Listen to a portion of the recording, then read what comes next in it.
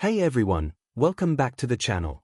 A few days ago, I did a tactical breakdown of Real Madrid's loss to Liverpool.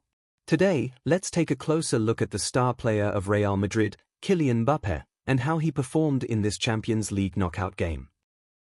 It's the 37th minute. Arda Güler wins the ball high up the pitch and drives into the box. Meanwhile, Mbappé? He's hanging around the top of the box, waiting for the ball. Now here's the thing. The smart move here is for Mbappé to make a run into the box and leave that top of the box space for Bellingham. But Mbappé doesn't move. He stays put. Bellingham sees the gap, makes the forward run, gets into the line. Then the ball gets intercepted, and Mbappé? He's just standing there. Frozen. Meanwhile, Bellingham instantly turns and tries to win the ball back. He doesn't get it, but he's sprinting back to defend. Mbappé? Still not moving. Now compare that to Vini and Arda Güler, same zone, but both are already busting a lung to get back and pressure the ball carrier. Let's talk about Bellingham's effort for a second.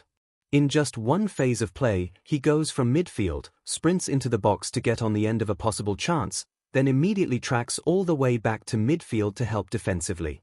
That's massive work rate. That's commitment. Mbappé in the same sequence? From midfield to the edge of the box, and then slowly jogs back to the front line. It's hard not to notice that Mbappe's style of play really places a considerable burden on his teammates. In my view, there are four possible explanations for this situation. First, in Xabi Alonso's tactical setup, Mbappé is allowed to wait near the top of the box and isn't required to track back. Second, there is no clear tactical setup from Xabi Alonso. Mbappé plays however he wants. Third, in Xabi Alonso's system, Mbappé is allowed to wait near the top of the box, but he is also expected to track back in time. 4. In Xabi Alonso's plan, Mbappé is not supposed to linger near the top of the box. He should be making forward runs, which would excuse him from tracking back, and the top of the box should be left for the attacking midfielders.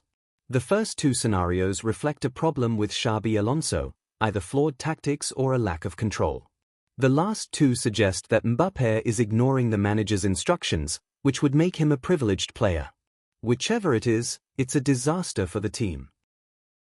At the 44th minute, Vinicius picks up the ball on the flank. He draws two defenders in, then slips it into the half space for Bellingham. Bellingham drives into the box, shakes off the centre-back, takes the shot, and it gets blocked. Now look at Mbappe's positioning here. What's he expecting? The ball to magically squeeze through two or three defenders, land perfectly at his feet, and then his shot to somehow squeeze through another crowd of bodies? Even Camavinga reads the situation better. He's already crashing the 6-yard box, hunting for a rebound. Mbappé stays rooted, no instinct to follow up at all. If the keeper spills it into the middle, he's nowhere near a second ball chance. Compare that to Bellingham's rebound goal against Juventus. There's a clear contrast in how the two players read the game. Here's another classic example. I actually broke this down in my previous video too. Álvaro Carreras makes a great run into the half space, preparing to play a low cross into the middle, but no one makes that decisive run. No one challenges the centre-backs. And where's Mbappé? The guy playing striker? He's just hanging back, waiting for a perfect cutback, but that's not enough to cause any real threat. If he attacks the near post, just makes that aggressive run across the centre-back, there's a real chance he gets to that ball. But instead, Álvaro Carreras fires a brilliant ball across the face of goal, and it just rolls through the danger zone. Huge chance wasted.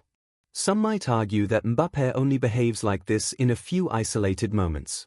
But here's a heat map from the match, and it speaks for itself. A large portion of his activity overlaps with Vinicius Jr.'s zone, severely limiting Vini's space to operate.